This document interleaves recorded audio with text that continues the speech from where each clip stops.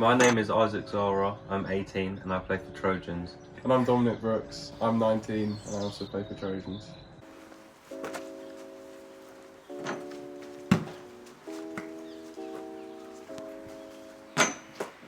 So obviously I found out about Korfball in primary school because you played it, but I can't even imagine. Have you been playing since, how old were you?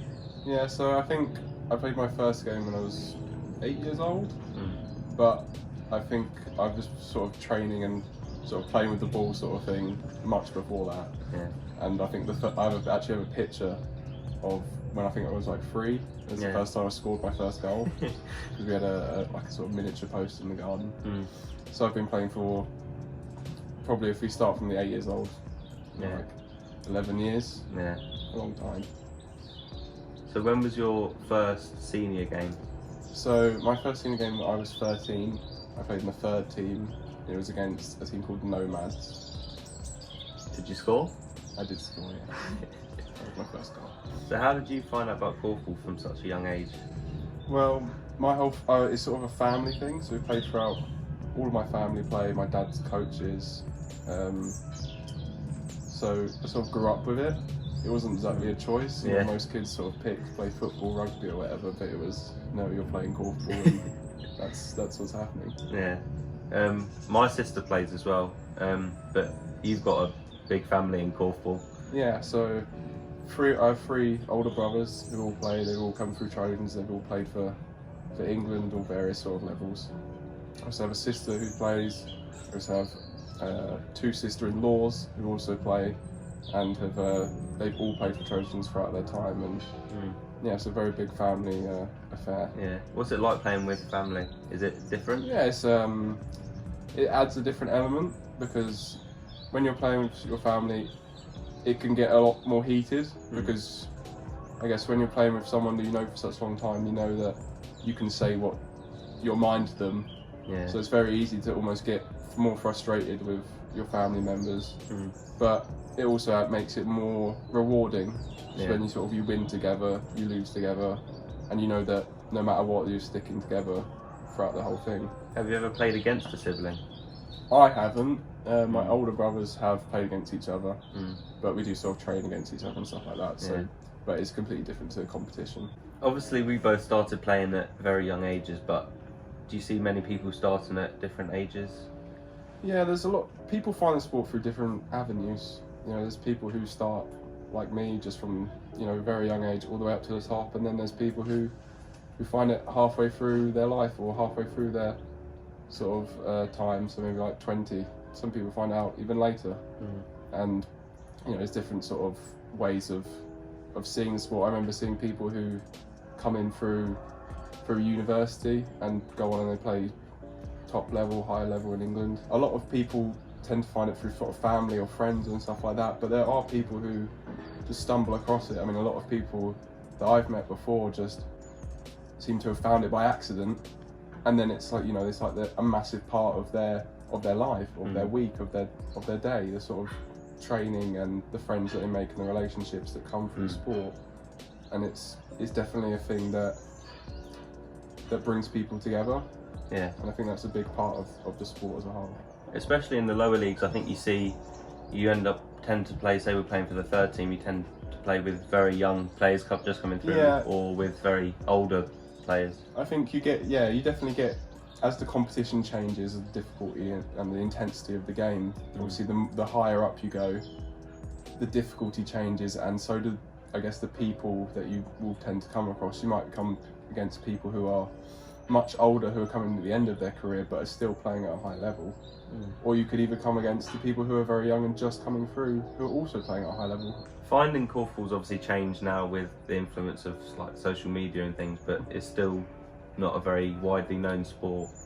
Yeah, it's definitely not mainstream at the moment, and that's something that I think the sport as a whole is looking to change. We want to get more people involved. We want to spread the sort of Korfball joy, I guess, in terms of we want more people playing, and we definitely want the sport to excel, and that we need more people to do that.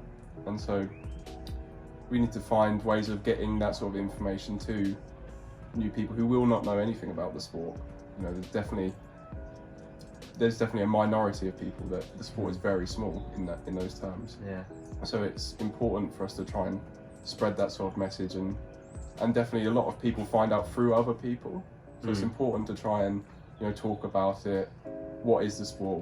What are you going to do this weekend?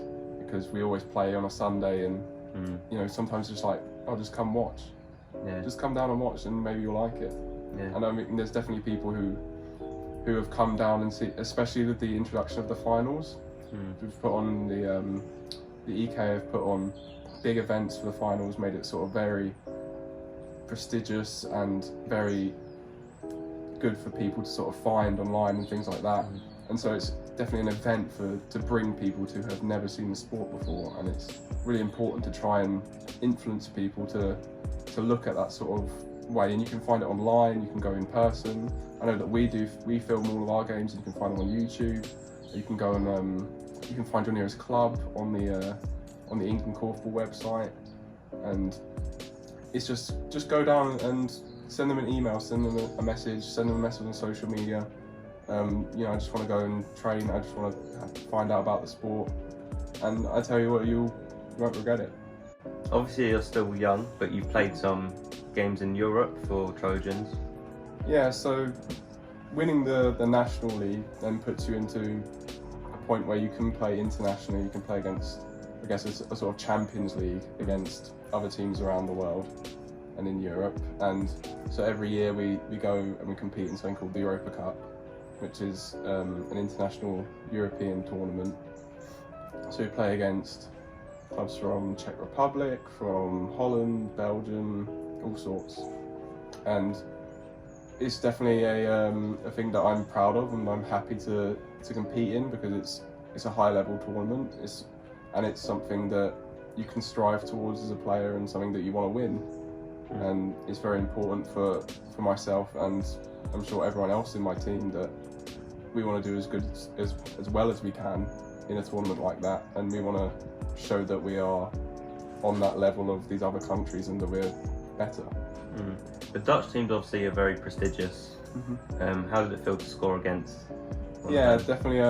The Holland teams are definitely very, very good in terms of the sport over there. Is just much bigger than it is in England, much more mainstream, and they get a lot more sort of stuff, and they get a lot more, I guess, people coming to watch games, and it's just a bigger sport, and I think there's a lot more to play for as well. When the competition rises, you get a lot more people wanting to play, because you want people who want to win.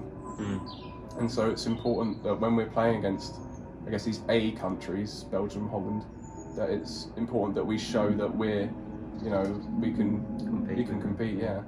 Obviously, seeing sports like breakdancing being added to the Olympics, is there a hope that Korfball could follow one day? There's definitely, we've seen that the sports within the Olympics and that sort of mainstream media sort of area is definitely becoming more diverse and more niche and more unique, and that's definitely a positive for the sport, because we literally are a unique niche sport. So it's very good to see these other sort of areas getting attention, and it gives us hope that one day Korfball can attract that sort of gauge, that sort of audience. And I definitely think that there's a uniqueness to Korfball that a lot of sports, pretty much most sports, do not have, and that's the mixed gender sort of thing, that you can play with men and women, and it's inclusive, and it perfectly fits the bill of what I think the Olympics are trying to look to do and what they're trying to bring forward. So I think it'd be very good for the sport to go in that sort of direction, but I think there's still a long way to go. We still look like netball, places, sports like that haven't made it yet, and so Korfball's still quite far behind. But I think as the audience grows, as more people hear about it, and the sport just grows as a whole, there's definitely a chance that can happen, and I'd really love that to happen, because I want to go and compete at the Olympics. I want to compete at the highest. How would you explain Korfball to a new fan? It's difficult because it has parallels of sort of netball or basketball, those sort of ball sports. But there are definitely key differences in terms of the mixed gender sort of element, and that it's like zones like in netball, but there's only 2 zones, attack and defence. and you swap round every 2 goals, and the net is very, very high. I think it's about 12 feet. So it's a lot different. You know, everyone asks, can you slam dunk? I go, if I could slam dunk, I'd be like 8 foot tall. But yeah, I don't think that's happening anytime soon. Obviously, COVID has affected a lot of things, but Korfball especially has changed a bit. Yeah, I think it's affected all sports, but Korfball definitely has had to follow suit in terms of adapting and changing to the changes that have had to be made. And you know, they've introduced a few new rules that change the game a little bit. So I think there's definitely an area for the club to work on, figuring out new tactics and things like that. It's also changed the way that we view the sport as well. I mean, there's definitely been a lot of talk about how the sport has changed in terms of, because it's an indoor sport, and that's a thing that's definitely affected at the moment. They're definitely taking a more of an outdoor sport type sort of stance. And we've looked at doing outdoor competition, things like that, and how that's going to change the sport. Because there's definitely a viewpoint that if we get the sport outside, more people can view it, and it's a bit more accessible to people. Because when you're sort of locked away in a hall, a lot of people don't see it. But I think if you're outside, there's definitely a better chance of you sort of just coming across it. But yeah, the sport has been affected. But I think fortunately, financially, the clubs have been, most of them are fine, compared to when you look at like the grassroots football and things like that. They're really struggling, but I think it's a good thing for the sport in terms of maybe forcing us to think a bit differently, because that can definitely open some new sort of ways of getting more people and forcing us to change the way we do things.